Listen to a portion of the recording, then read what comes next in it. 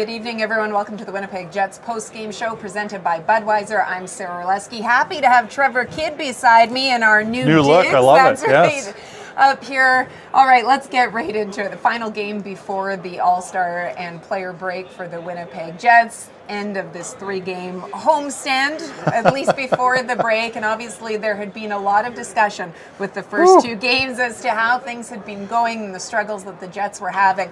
And I have to say, I thought tonight we might see this team be Binnington, given the way that he was playing early on. But a 4-goal third period by the Winnipeg Jets have them walking out of this one with 2 important points to get back into the win column. 4-2 over the St. Louis Blues was the final. And before we get to the highlight of the night, Trevor, it's been a few games since you were here with me. What is it, just quickly, that overall stood out to you about this team? Well, it seemed to be that they found their confidence, perhaps, and feeling better about themselves in that third period, as you mentioned, 20 minutes. Boy, what a difference that made. I mean, 48 hours, when you talk about 20 minutes, 48 hours ago, the coach calls this group out, calls its difference makers out, and something that we haven't seen in Winnipeg in some time.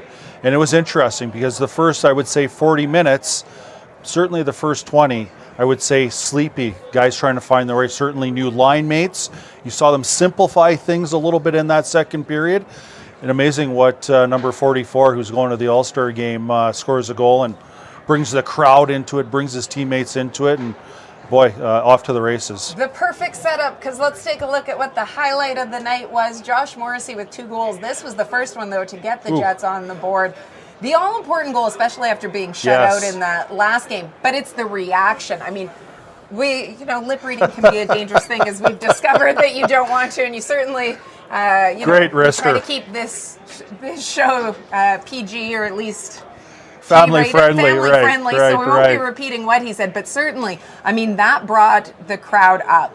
It was a little bit of a sleepy crowd with the way that things had been going, but then that not only ignited the crowd, but certainly it seemed to ignite the team as well. Well, and you go back, I think there's some of it when you say family friendly and not reading the lips. Going back to the second period, there was some of the, and I faced this when I was in Toronto and both Calgary, the Canadian boo-birds were out in that second period, right? Yeah. And I think some of that was a little bit of frustration there from 44. So certainly trying to get the crowd into it. Let's get this going here, and not only brought the crowd onto his shoulders, but certainly his teammates. Yeah, absolutely. And then go from there. Mark Scheifele scoring a couple goals, as mentioned, Josh Morrissey getting 2. And just the smile that you even saw on his face when he scored the second one to give them the lead for it, and what turned out to be the game-winning goal, to be able to see that relief. Because this is a team that, as we said, I mean, with the way that the struggles had been going recently, not only in terms of, I'd say some of the production, the effort at times being called out. This is a very good team. That this team can score. And I mentioned, that I was worried that they were going to be Binnington, and we saw Carter Hart with the performance that he did against Philadelphia, but then, or when they played Philadelphia, but there were some key saves early on from Binnington in this one.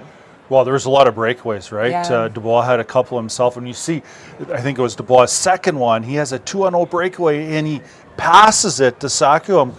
There's a team that's a little bit struggling with some confidence, right? And it took a long time. As I mentioned, the second period, they started to simplify some things, and a team that was struggling, you mentioned, when you're called out your difference makers, and when you're difference makers in the group, when you start talking about effort and compete, that's a bit of a different thing, right? And I thought the line mates there was a whole it took a bit for them to find each other. But then you get in the second period, as I mentioned, they start getting some pucks to the net, starting to keep it a little bit simple. And third period, all it took was that goal. And then you saw, later on in the third, a lot of creativity, a lot of second opportunities in the offensive zone. Everything seemed to kind of click again. Yeah, we'll talk more about those lines in a moment, but let's head right into the Jets dressing room and hear from Mark Scheifele. Every shift we were dominating the O-zone, but we got on the forecheck. They were just happy to chip it in and go change. So that was our hockey. Every guy was battling, every guy was doing the right thing, and even when we got the lead, we kept doing the same thing. We got it in deep, got O-zone time, made plays, made passes, and that was huge. What do you think of the way the difference makers responded tonight, Mark? I think we handled it pretty good. Mark, what was your take on how Rick kind of started with the lines? There were lots of changes, obviously. Was there a message sent kind of in how they put those lines together? We haven't been scoring, so you got to change something. So we got some chances, but then when they that third period, the lines that we were rolling with then, we were humming along pretty good. Doobie's line was awesome. Saku was buzzing. Barron was on the puck and doing all the right things, and then Doobie was working some magic too. So the big guys came to play in that third period, and that was huge. Besides breaking a 3-game losing streak, how big is it just to have now that to go into a long break with? It's huge. That's a pretty pretty big swing that third period. You go from being down 2-0 to winning that game in a pretty fun fashion. Changes everything. It makes you a little bit of a sigh of relief, and you get to enjoy the break a little more. But we have to remember when we come back, it's the game's only going to ramp up again, and it's going to be we're going to have a few good practices and come back to work and use that third period template as this is the way that we play, and this is every night. Never seems to be an issue getting up for these guys. How can they bring out your best, Mark? I think it's the Central Division. It's always a battle. No matter who you play, it's going to be a grind. It's going to be a battle, and obviously a team that's beaten us in the playoffs, and we've had some pretty good games against. So tonight was big. They're missing a bunch of big guys in their lineup, but they came to play, and they played a pretty good defensive game, and we needed everyone tonight. Say about your group that you were able to stay with it. Bennington obviously looked sharp early, but once you got to him, kind of kept that snowball rolling. Yeah, Bennington was making some big saves. I don't think we tested him quite enough. Caught a lot of pucks, was able to kill a bunch of plays, but that third period we just kept on coming in waves and waves and waves, and got to the net, and good things happen when you go to the net. Mark, you're not a known language user, but that was 2 fricks, I think, by Mike early. Did Josh get you with the celebration there, or what? Yeah, I think it was huge. Josh was, like I said before, he was fantastic tonight, and this is what the game's all about. You got to get excited, you got to get ramped up, and get the crowd into it. And obviously we haven't played as great as we would have liked the last couple games. Hearing some boos out there is definitely frustrating. I think that definitely brought the happiness back in all of us. We heard Mark Scheifele saying they play well against the Central Division. They are now 13-4 with divisional games. All right, let's hear from Nikolai Ehlers now, who's joining us downstairs. Nikolai, a big win, obviously, for the team. When you talk about that third period and what it was that changed for this group, what did Morrissey's goal do, and perhaps even the reaction and response that he had afterwards do for this group? It was obviously huge. It's no secret. We haven't been able to score a lot of goals lately. So getting that goal was huge. Brought us right back into it. We knew we still had a chance. We're a good hockey team. Bucky gives us a chance to stay in that game with the way that he plays every single night. And that goal was huge. When you look overall, considering the attention that's paid, obviously, especially in the last couple of games, to the play of the team overall, what is it that will stand out to you most about this game and what you saw from your group? The fight. Like I said, Bucky makes some great saves, but I think we played a really good game. We had a lot of chances, and we stuck with it. Like I said, we know what we can do as a group. It hasn't worked for us the last 3 games, but we stuck with it. It was our last game before the break. We wanted to finish it off right, and we did. So we can go into the break with our heads high. We like where we're at, and we just got to continue working. Just following up on that, 2 points are important at any point in time, but especially when you've got that 11-day break coming up and going into the All-Star, to be able to get maybe that feeling back and to be able to get some of those goals that have been hard to come by. How important is that group to have that good feeling going into this? Well, I mean, it's a hell of a lot better than going in losing 4 in a row. So, you know, it's not that we've completely forgotten about our last 3 games. We were obviously not happy with it, and I think people saw that tonight. I think people saw the Winnipeg Jets. You know, even though we were behind by 2 for, you know, most of the game, we stayed in it. The crowd stayed in it with us. And, you know, they got us going. I don't know. We got ourselves going. We stuck in it all together. So it'll be a pretty good break now. Well, enjoy it, and we look forward to seeing you back in February in a couple of weeks or a week and a half after the break. Thanks so much for joining me, Nikolai. Thank you. All right, let's head into the Jets dressing room and hear from Josh Morrissey. But yeah, it's not the best feeling for sure. Well, hey, what did you see on the offside? Maybe the offside looked like you were gesturing upstairs. I mean, in the play, chasing neighbors, and I thought it was offside, but clearly I actually haven't seen the video that closely, but I'm sure it must have been onside if we didn't challenge. So, you know, sometimes like that it looks offside in the game, and maybe it isn't. So it is what it is. One more silly one for me, pardon me, but Mark said frick twice in his press conference. Do you think you got to him with your celebration? Yeah, that's what I was saying in the celebration too. So I don't know what you're talking about. Thanks, Josh. Thanks. Yeah, thanks. See you. You'll be able to hear more of Josh Morrissey's availability later tonight on the Winnipeg Jets website and social channels. I love that. That's what he was saying too, of course. As mentioned, when lip reading, that is exactly what we thought. But happy to have Nikolai join us. And I mean, he talked about the importance, obviously, of getting that good feeling back going into the break. We heard Mark Scheifele just beforehand speaking about being asked about the lineup changes or the line changes. And if we take a look at it, Rick Bowness was not afraid to make some adjustments. He made some adjustments in the loss in Philadelphia. And then when you look at the way that this game started tonight, he had a number of different lines going. And found it interesting because players that you would conventionally think would be together were not. And so you take a look at this here, and we saw a lot of adjustment throughout the game, and at times saw Connor Scheifele, Ehlers together. But this is certainly, when you think of the Winnipeg Jets and you think of a top 6, you think of the No one four thinks lines up of front. this No when you one think of thinks the Winnipeg this Jets. incarnation of it for it. Well, do you think it sent a message to the players? Well, you said not afraid to make a change, adjustment. I think he had everyone in the building surprised that he stuck with it for 60 minutes. I thought message sent after 20. We're going to go back to the status quo. Message sent after 40. No, third period, status quo. So I'm surprised that he stuck with it. Is it sustainable?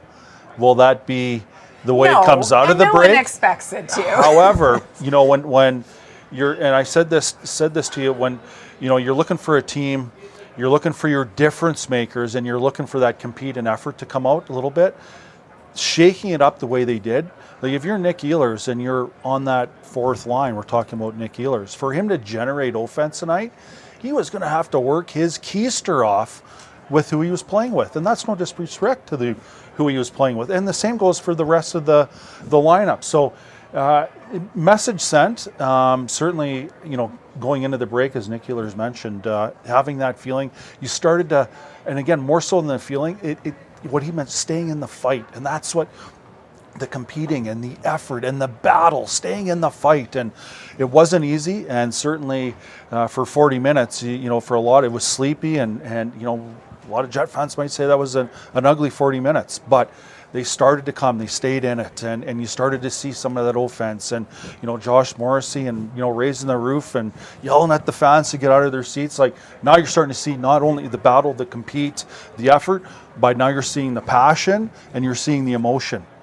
And when you start getting those into your game, that's what happens in 20 minutes. And so now, listen, can they bottle it, right? Yeah. Going away for 10, 11 days, 9 days, can they come back with that same sort of feeling? That'll be the test. Well, and I think having a little bit of that reset. I mean, every team, as we've seen, especially you look at the Western Conference, despite the struggles that the Jets have had, it's not as if other teams have blown past them. Look at where things are right now. I mean, Winnipeg getting the win here tonight for it, but you look, I mean, teams have had their struggles. Colorado has been on. They've shortened the spread a little bit. You're right. That has, but this is a West Conference that if you were going to have struggles, maybe right now in the big picture, not the worst time to have them in terms of still being able to. And January is a tough month. I know when I played, you wanted to January's get out. a tough month. Period. Right? A polar you want vortex. to get How many times did I talk to you tonight? You want to get that polar month vortex behind you.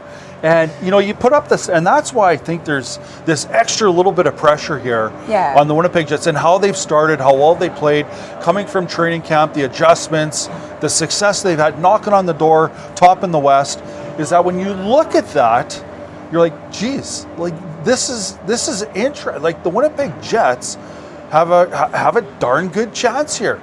Yeah. When you make the comparison to the East, the Boston Bruins, the Tampa Bay Lightning, the Carolina Hurricanes. Can you ever discount the Capitals or the Penguins with the cups that they've won? And then you look at the West, as I just mentioned. You're like, okay, who's the bona fide number one front runner in the West? Why can't it be the Winnipeg Jets? Absolutely. I think definitely we've seen that it could be. But what I appreciate as well when listening to Nikolai is that despite the success that they ended up having in the third period here tonight in particular and getting those goals, that they haven't forgotten the struggles that they had in those, in the last few games and those 3 losses for it. Because we did still see a tendency at times, the overpassing where you think to yourself, take the shot. We saw that a few times. We saw it a couple times tonight for it. But, in the end, this team faced adversity, and one of the talks before this game was that when you face adversity, how is it obviously that you respond? And they were able to respond, stay in the fight. They were able to respond well tonight. I think there's one thing we can guarantee on is that Bowness will not allow them to rest on any laurels. Isn't that the truth? All right, speaking of Rick Bowness, let's head into the Matt Frost Media Center and hear from the head coach. That was a hell of a shot and a great rush, but he'd been playing that way the whole game. And sometimes you just step up and be the difference maker, and he was tonight. He told us he felt like there was tension in the building, and obviously, you've gone 2 periods, a lot of shots, no goals. So there was some animation when he scored. Did you kind of feel like that maybe got the team, not that you weren't going, but maybe got some confidence back, some swagger? You've talked about that, and got the building alive too? Yeah, it did. Listen, we had a lot of great opportunities to score, and being shut out last game, and so we're having a tough time putting the puck in the net. So that goal took a lot of weight off of a lot of shoulders, and we started to go. Some of those great chances we had early in the game, especially in the first and couple in the second, Bennington was the big difference. So you just stay with it, and finally we got one, and that was a huge relief for everybody, and we just fed off of that. Rick obviously had everybody going, but you challenged your difference makers on the weekend. How do you think they responded tonight? Yeah, no, listen, the difference makers, when I said that, wasn't just focused on the offensive guys. It was the defense. We gave up 4 goals, so it was kind of both sides of it. But again, you get in a situation like we've been in. We're lost 3 in a row. Haven't played well at all. The big guys have to step up, and they all did tonight. On the how close were you to using a coach's challenge on the first goal? No, the referee play I looked at, and Matt was there. It wasn't. It was legitimate. It wasn't offside. Okay, and just the last one. Yeah, I mean, you're talking about an inch. No, sure. But yeah, it was legit. Okay, and just the last one about your lines. Just what kind of message were you sending? Were you trying to get the kind of like a worker bee with kind of skilled guys, or what was the thinking? We had to cut down the chances against. We had to cut down. We had to play better defensively. We had to get to the net, so we put a mucker on each line to do both of those things. So let's play better team defense, and let's make sure we're getting to the net a lot more than we have been the last couple of games. What did that game feel like for you on the bench? That we were playing well, and I know there was a lot of power plays, and the power play got a little disconnected there for a while. But 5-on-5, we were happy with what we were doing. We had some great looks, and it was just a matter of staying with it. And that team tonight, there was our guys, and I told them after the game, they were not going to be denied tonight, even though Binnington was outstanding and kept them in the game. We were not going to be denied, and that's how we approached that third period. We had a shot of your bench after you scored your second goal, and your players all go crazy, and your coaching staff, you guys barely give a reaction at all. I don't know if you want to give me any of this, but like, what's going on inside you at that time? Like, are you having a hard time containing your outward emotion? Yeah, you are, and it's just nice to see you go in again. But the players were excited. The fans just got so loud. It was just a great atmosphere, and so so from my end of it, I've got to watch what they're doing, who's coming out next, right, and get the right guys on the ice. You weren't afraid to say that game was important going into it. Coming out of the game as it happened, and now you're going into the break, what do you feel is the importance of winning that game, especially the way that you won it? That was more Winnipeg Jet hockey. We were hard to play against. We were creating some offense, but defensively we cut down the chances against drastically, and that's huge. And offense from defense, we needed to score some goals because we were playing that well. But it's just another strong reminder to our players: you play the right way, and we play like that we're going to be successful. I wanted to ask kind of about that exact idea that, play the right way, because the way things had gone down 2-0, if ever there was a game where habits would be challenged, that would be the one, right? So I assume you must feel extra proud of that response. Yeah, they were the atmosphere on the bench, the attitudes of the players were good. They knew we were playing well. Yeah, they got a couple of breaks and they got some goals. They capitalized on theirs. We were getting the better opportunities, and again, it's a resilient group, and they were so determined today. I could tell this morning in the meeting that they were absolutely determined to do everything they could to win this game, and if it took us to get 4 in the third period, well, then that's what it took. In that meeting, even, were there a couple of, I'm reaching here, but were there a couple of leaders or voices maybe that stood out that you kind of knew these guys in particular were going to step forward? In the meeting this morning? Yeah. No, they were all fired up. No, it was more my voice. And then I wanted to ask as well, your second goal, for example, you're aggressive, you're turning pucks over in their zone. Did you feel like you got chances the way you wanted to get chances? Yeah, we want to pressure the puck. We want to force turnovers. So that's what we did. We stayed on top of them. We wanted to, especially going into the third, we were down. We made a focal point of we're going after their defense. We're going to pressure them as much as we can. Now, you need some breaks along the way, and we got them on that goal. But we pressured them, we forced the turnovers, and the right guy got the puck and went in the net. Rick, just one housekeeping before you go. Dylan DeMello, is there any more clarity on the seriousness or not of his injury? Are you expecting he'd be a player when you come back out of this break? We're hoping that he will be able to skate. We're not certain on that, and we won't know for another 5 or 6 days. He's getting treatments, and we're hoping that when we come back on the 9th, he's on the ice. Thanks, enjoy. See you when we come back. Always better to go into a break after a win. So here are the words from Rick Bowness there. Talks about, no surprise, difference makers. You knew whether they won this game or they lost this game. Difference makers, and that term was certainly going to be used. One of those difference makers being Mark Scheifele. When you look at his 2 goals, including it was the second goal for the Jets of this game, and then that 4th one as well that really sealed the deal. But it puts him over the 30-goal mark, and there's not many that have done it. When you look at franchise 30-goal seasons, he is also just the 9th 30-goal scorer in the league so far this year. 3rd time in his NHL career, as you can see there, that he has reached this mark. Now, there are a couple of notes for it, just in case you didn't know this one. 21 seconds between Josh Morrissey and Mark Scheifele's goals. It's the fastest 2 goals for the Jets so far this season. So, if you need something at the water cooler tomorrow, you got that one for you. I was going to tell you it's the first multi-goal, 3rd period comeback for the team this season. Probably not a surprise. You don't see a lot of multi-goal 3rd period comebacks, but we'll still take that one as well for it. And you look at when they return to the ice February 11th is their next game. It's a Saturday night. It's against the Chicago Blackhawks. It is a 9 p.m. local start. Look at the look at this. Right. 9 p.m. local. You want to know how much I'd love caffeine to know, is going to be? And the reason being? For it, it's the second game. It's the late game on the Saturday night. Yakers get an afternoon nap in, Right. eh? That's, let me tell you, I'm hoping that I get an afternoon nap in for that one. It is also South Asian Heritage Night.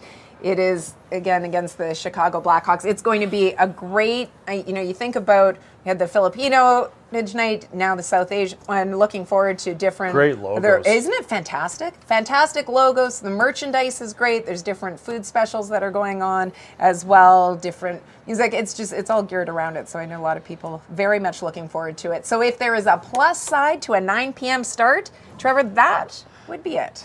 Just a little bit more of a break for you, is what you're saying. I feel like everyone's on a trip to Mexico tomorrow. Why do you have to bring that up? Everybody is gone. You're the only one in this building that is not going anywhere. Well, yeah, thanks for pointing that out. I'm looking at it right now, actually. I'm looking at you thinking you look pretty tan compared to what I look right now, too.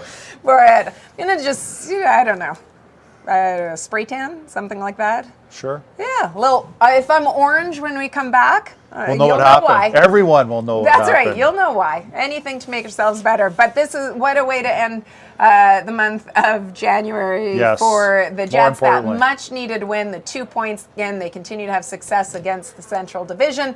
They get back into the win column as well, and they certainly gave fans a lot to cheer about with 4 goals in the third period, 4-2. And now things get exciting coming out of that. Rick Bowness, what does Rick Bowness always do?